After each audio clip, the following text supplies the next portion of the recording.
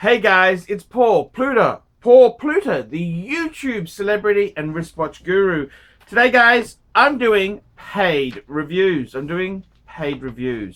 This review I'm doing is paid review M8 and it's for Lee. So before we start this review, let's do a wristwatch check because I invented the YouTube wristwatch check and we're on the Daytona. The Daytona, two-tone Daytona with gold in the bracelet. Look at this, in the buckle. Some of the earlier ones didn't have that. I love the gold going through, man. Okay, let's go into this paid review for Lee. Okay, hi Archie, sent you $50 and wanted to clarify. I currently have the following.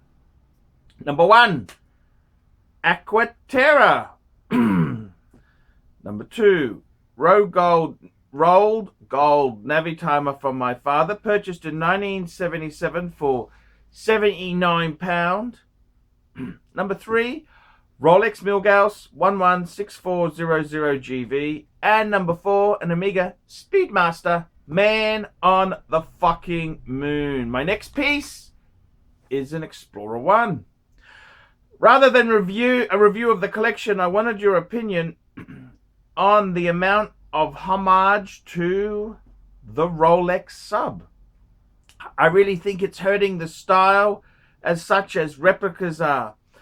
I like them and will get one day, but it's not high up on the list because it's been copied to death. What are your thoughts? Do you think the sub has been spoiled by the homages? Anyway, hope you're doing okay and the weight loss is going well. You are the only one who really knows watches that I would take any advice from. Cheers, Archie. Keep up the good work, Lee. Okie dokie. I would like to comment on your collection, but let's have a look here. Let's do both. Okay, so his collection, Aquaterra. I quite like the Aquaterra. That's kind of Omega's, sports casual sort of genre watch there. Yes. Roll gold Navitimer. Just a shame it's fucking roll gold instead of fucking steel. The steel ones are substantially more collectible, more valuable than the rolled gold. Rolled gold is kind of an interesting process. Ever since gold has been so fucking, been valuable, every cunt has been trying to cheat the system. Gold plating is a thin coating on top. You've got gold cap, which is like a really thick capping of gold. And then they've got rolled gold, where it's got a big layer of gold over the steel. Not a big fan. You either go proper gold. See, one of the things about Rolex is when they got gold bits, that's solid gold. It's not capped or plated or shit like that. Even in the Tudors, they're a rolled gold. That link has got real gold around a bit of steel. So it's kind of, it loses a bit. Okay, I'm sorry to say this to you.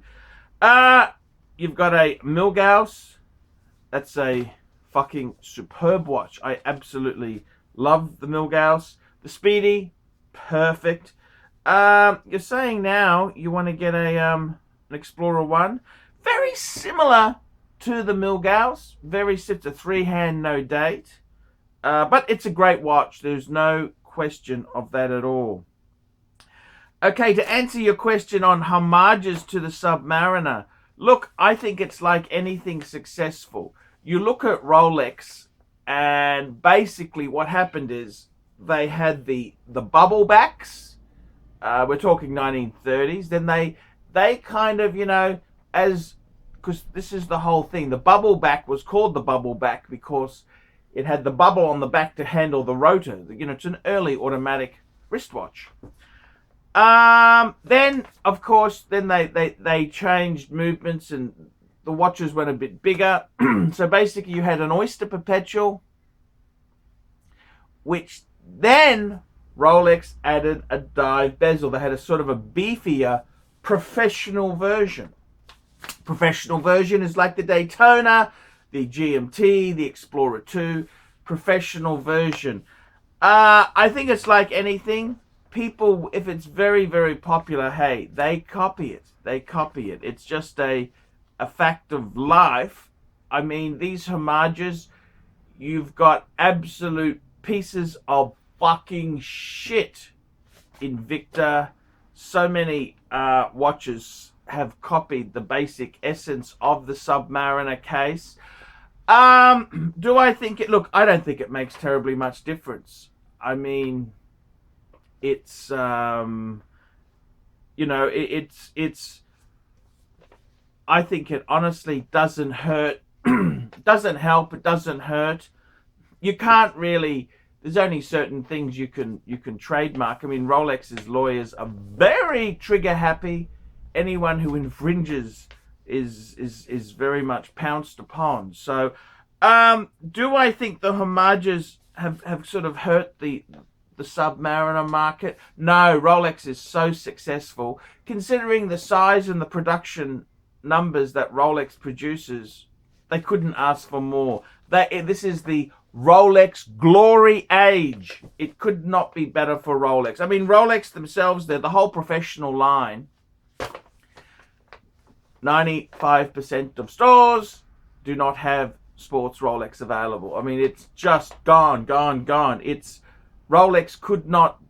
This is their glory days. Every piece is sold in minutes like sports lines. So, do I think it's hurt Rolex? Look, Rolex is a big company.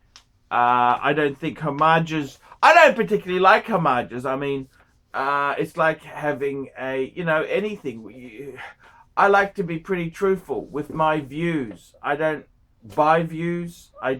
You can buy these YouTube views and subscribers by the bucket load.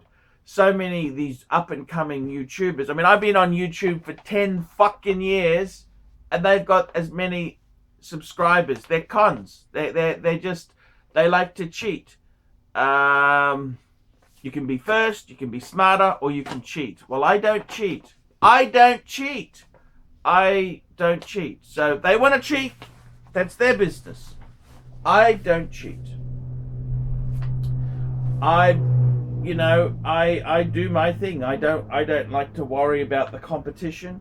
And I think really many of these homages, a lot of them make people want to get the Rolex. You know, it's sort of I think you've got copies and replicas which pretend to be a Rolex. Then you've got homages which are inspired by the Rolex.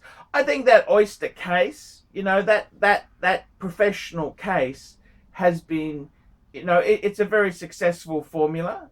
I gotta say, I don't know, you know, if you look at 1950s dive watches, 1950s, 1960s, you've got things like the Breitling Super Ocean, you've got the blank pane. Well, they kind of have a similar look to them. I don't know if that's an exclusive Rolex sort of look. You want a circular case, I mean, a rotating bezel. Is that what a Submariner is, or is that just, you know, I think in some degree, I hate cheap, shitty watches, personally. I mean, generally speaking, cheap, shitty watches are fucking nasty. They're not worth repairing. If it breaks, it's not worth repairing. Whereas a fine wristwatch, you get it repaired. Lasts a lifetime. It's got the craft. It's worth investing in. Whereas these cheap, nasty fucking wristwatches, they're just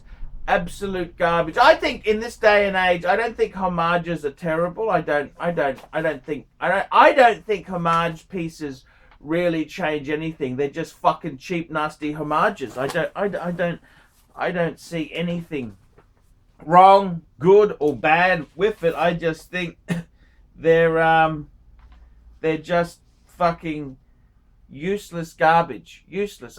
You know, I love quality. I like quality things. That's what I like. Quality things. Homage sort of stuff. Well, I'm not conned. I'm not conned. I think in many ways there, Rolex is in the golden era. They could not be more. There's nothing they could do to be more successful. They incredible success. This is the golden era for Rolex. They've never been so profitable or successful. So I don't know if it hurts anything. I mean, you still fucking want one. They're sold out. So I whatever, this world environment, it's so sports watch orientated. That's kind of how it is. So yeah, I don't really see a problem with it. But yeah, that's my opinion. Homages, I don't know. I don't think the homages really hurt. They're insignificant.